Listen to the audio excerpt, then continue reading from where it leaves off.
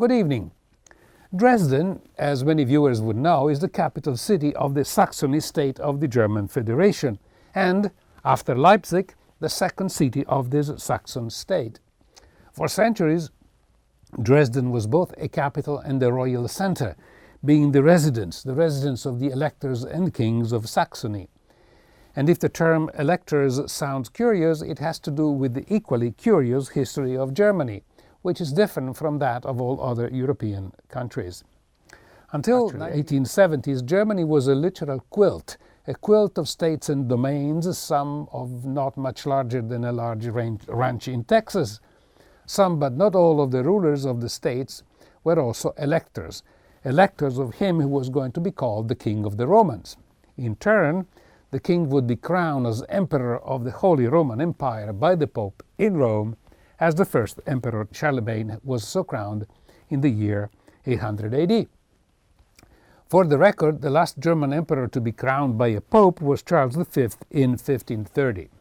After him, all emperors were elected from a college that appropriately was called the College of the Electors. In practice, all emperors but one came from the House of Habsburg, of which we spoke in a previous historical sketch. I think it was the Council of Constance.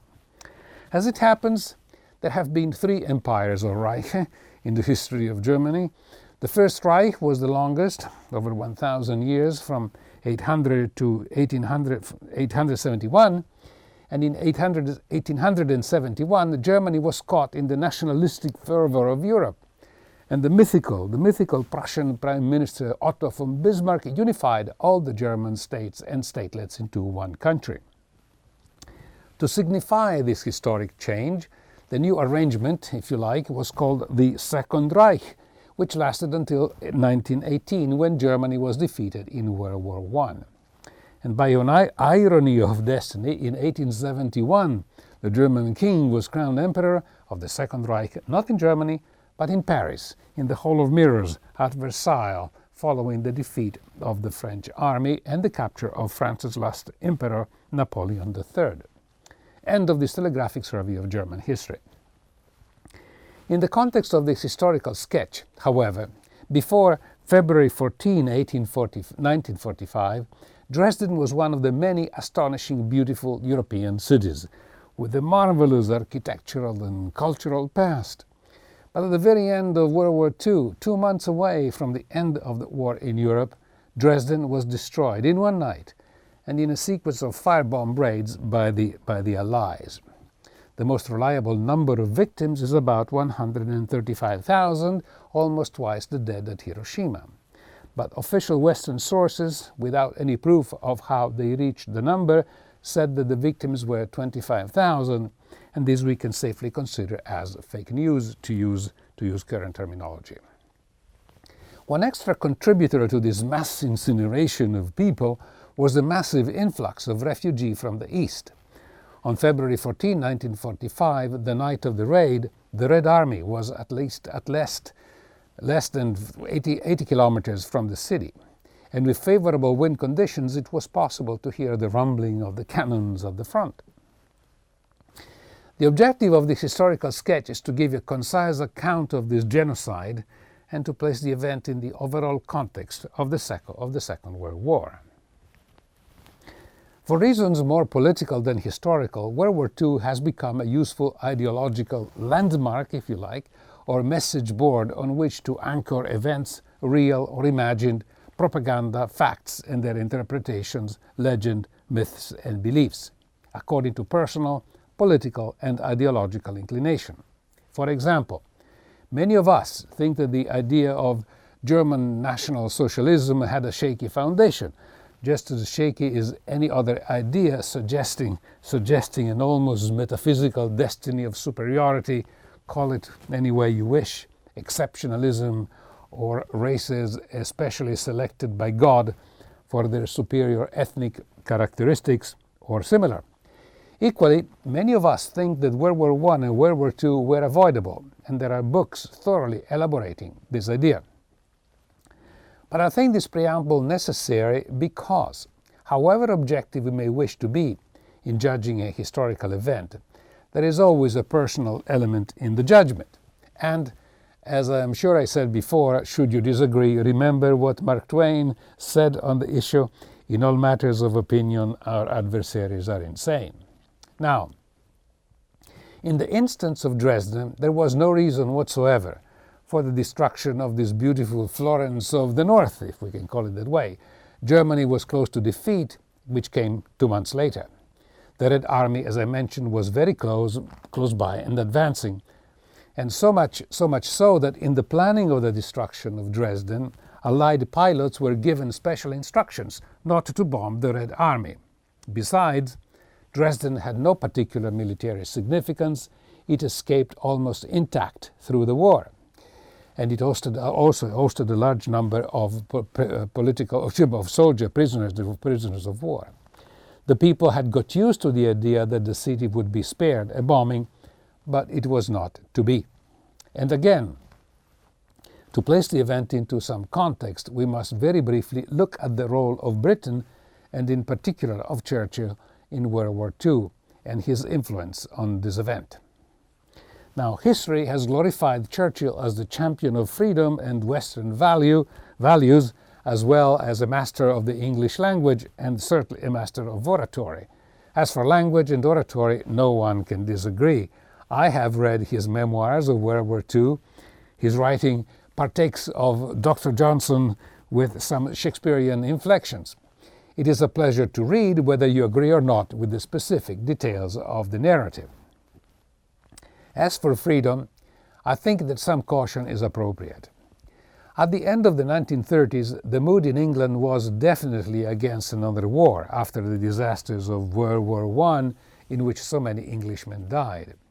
There was also a deep, strong and bubbling class struggle with the strong Communist Party and an equally strong counterpart, the fascists under the leadership of Mosley. Hitler himself had powerful admirers in England, including King Edward VIII, who met him and who, as you know, abdicated to marry Mrs. Simpson. In essence, people at large, most of the high and mighty as well, and the low, of course, and the humble people wanted peace. As for Churchill, he did not have a very good track record. The most notable disaster whose responsibility is attributed to him was the debacle against the Turks at Gallipoli during World War I. And he had been out of office for a long time, even during the 1930s. Then in comes an NGO, a non-government organization before our times. It was called The Focus. It was financed by Zionist bankers who promised Churchill all that he needed to return to office in exchange for his commitment to establish the State of Israel. Churchill, whose former sentiments were anti-Zionist, changed his mind. And here is another historical paradox not known to many people. In Germany, the last president of the Weimar Republic before Hitler came to power in 1933, as you know, and his name was Hitler, and the name of the last president was Heinrich Brüning. After his resignation as prime minister, Brüning emigrated to England, where he taught at Oxford. And in 1937, Brüning wrote a letter to Churchill about the people who funded Hitler before Hitler came to power. That letter does not appear in Churchill's memoirs, but what is interesting is that in 1948, after the war, Brüning wrote to the editors of the magazine Life, prohibiting them to use the letter that he wrote to Churchill. And this is what he wrote. And by the way, this is not speculation. The letter is part of the archive kept at Columbia University in the US. I did not, and do not even today, meaning in 1948, for understandable reasons, wish to reveal that from October 1928, the two largest contributors to the Nazi Party were the general managers of two of the largest Berlin banks, both of Jewish faith, and one of them the leader of Zionism in Germany. The paradox, you may agree, is that both Hitler and Churchill were funded by Zionist-controlled banks. In fact, a coin was struck in 1934 to memorialize the journey of Baron von Mildenstein, a Nazi Party member, to Palestine. He took a trip to Palestine. And the trip resulted in a Nazi pro-Zionist report encouraging Jewish emigration, published in the nationalist newspaper Der Angriff, which means the attack. There is nothing particularly extraordinary about this. The Zionists on each side of the channel wanted to establish an Israeli state and kick out the Palestinians. But it is ironic that they materially contributed to create the conditions for World War II. In England, they financed Churchill. In Germany, the Nazis. And if you are shocked, you shouldn't. Today, something similar is happening with ISIS, or whatever you may want to call it. The US is fighting ISIS while at the same time furnishing arms and weapons to a puppet state, Saudi Arabia, from where they go directly to ISIS. And I hope you don't think that the ISIS soldiery or mercenaries fight and kill free of charge. From what we know, there is no draft for ISIS because there is no ISIS state, which means that they fight for money, and money must come from somewhere, and you can easily guess from where. Back to England, that declared war on Germany in September 1939. As you know, at the beginning of the war between Germany and England, the war was limited to military targets, both in the air and in the sea. England suffered heavy losses, military losses, but there was no bombing of civilian targets in England and in Germany. Meanwhile, Churchill hoped and did everything possible to get the United States into the war. For whatever good or bad reasons, Churchill felt that British civilian massacres caused by German bombing would draw the US into the war. But the Nazi air raids had not begun. And should you be shocked, here is what the US ambassador to England, Joseph Kennedy, by the way, father of President Kennedy, wrote after a conversation with Churchill. It appears to me that there is a feeling that if British women and children are killed, the United States will tend more towards their side. I quote another entry from Kennedy's diary. This one says, "Maybe I do him an injustice," meaning Churchill, "but I just don't trust him. He almost impressed me that he was willing to blow up the American embassy and say it was the Germans he did it if it could get the United States in the war." Official history states that it was the Germans who started bombing civilian targets. That is not exactly correct.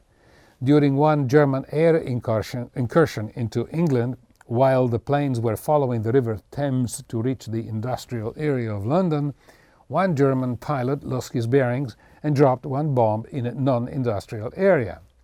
There were no casualties, but that was enough to allow Churchill to claim that Germany was bombing civilian targets.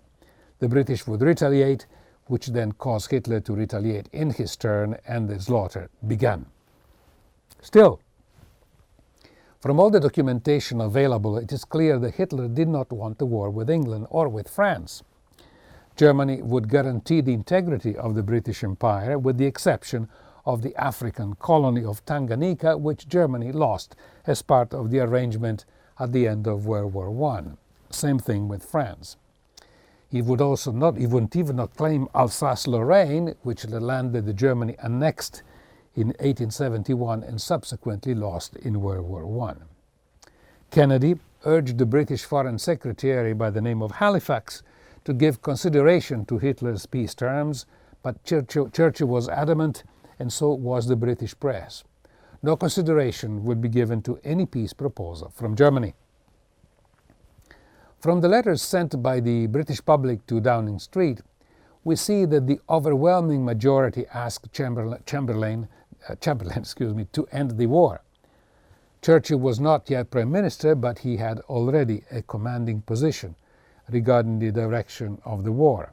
In fact, as the war progressed and English casualty, both military and civilian, mounted, he gave order not to respond to any peace proposal from Germany, proposals that came through various official and unofficial channels.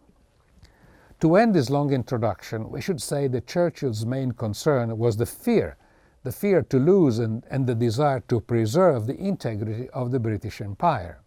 And in the end, unfortunately, World War II caused England, as you know, to lose her empire, and the balance of world power shifted completely, as we will know, from England to the United States.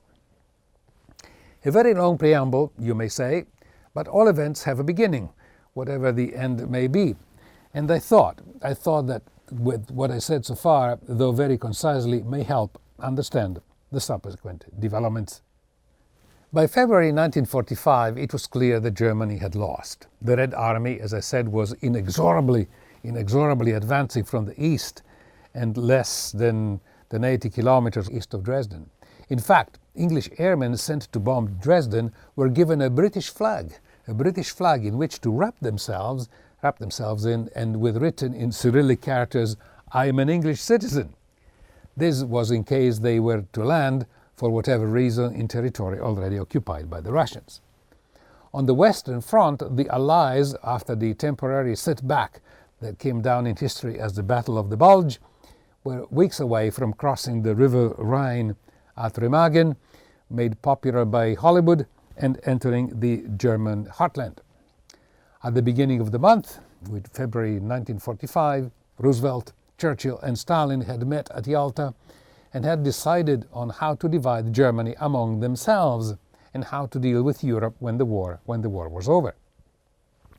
What was the reason then for the destruction of Dresden? As usual, in these cases there are the supposedly real reasons, which often do not hold water, and speculative reasons which, as the word says, are indeed based on speculation, but they still link the causes with their effect. Now, the official reasons was that Stalin had requested the bombing at Yalta less than 2 weeks before, and this the Russian denied adamantly, nor is there any reference to Dresden in the ample documentation related to the Yalta Conference. The unofficial reason connects with the policy that had been stated and carried out by England as far back as 1942 with the time bombing of Hamburg. According to this policy, massive elimination of civilian populations via extermination bombing would sap the morale, those were the words, sap the morale of the enemy and accelerate his surrender. The strategy in this instance proved anything but correct. Germany resisted up to the very last square foot of soil before the Russians, as you know, entered the capital after the epic Battle of Berlin, fought literally street by street, and when the estimated casualties were around 60,000. Still, in order to cause as many deaths as possible among the civilian population, Allied air attacks consisted more than just a standard dropping of bombs. The technique developed for this purpose came to be known as firebombing. Firebombing, as the word implies, is a technique designed to destroy a target, generally an urban area, through the use of fire caused by incendiary devices, rather than just from the blast effect of large bombs. Essentially, the idea is to burn alive as many people as possible in the shortest possible time. And although the technique has some variations, it consists of, first, of the delivery of incendiary bombs, usually carried out inside a larger container, which in the trade of death and destruction came to be known as a Molotov breadbasket. Now, incendiary bombs alone do not generally start uncontrollable fires if the targets are roofed, you have roofs with non-flammable materials, such as tiles or slates. To compensate for this limitation, the idea was to deliver in subsequent stages both a wave of incendiary bombs and a wave of bombs laden with high explosive. The bombs would shatter roofs and windows, and fire could then find its way in and torch the buildings. The British discovered this technique almost by chance when they saw the effect of their bombing of civilian targets in Hamburg in 1942. The Germans were not as effective as the British because they tended to spread their attacks with long intervals in between, and this gave the firemen sufficient time to combat and reduce the damage made by the first wave of bombs. However, the British discovered that the ideal interval for better destructions and killing was 3 hours between the attacks or sorties. Less than 3 hours, would not give time to the fire to spread as much as it would with the first bombing, and more than 3 hours would enable the defense system of the target to regroup and reduce the possible further damage inflicted by the second wave of bombers. In some cases, the bombing raids that came to be called firebombing yielded yet another previously unpredicted deadly effect, namely the generation of a firestorm. A bombing firestorm occurs when the heat generated by the original fire caused by the high explosive thermite bombs draws in more of the surrounding air. The heat draft develops into a mushroom similar in appearance to a tornado cloud. As the updraft increases, the differential air pressure at the base draws in more air. Strong winds develop at the base of the mushroom. As a concurrent result, oxygen is depleted, and in fact, in the case of Dresden, thousands of people died in the shelters, which in the circumstances provided no protection against the heat and against the depletion of oxygen. Victims were simultaneously incinerated and asphyxiated. And some of the pictures may be disturbing to some viewers, but this is the typical aftermath in a bomb shelter after the bombing of Dresden. And the furious winds created by the firestorm mushroom had the power to sweep people up literally from the streets like dry leaves, just as it happens with tornadoes.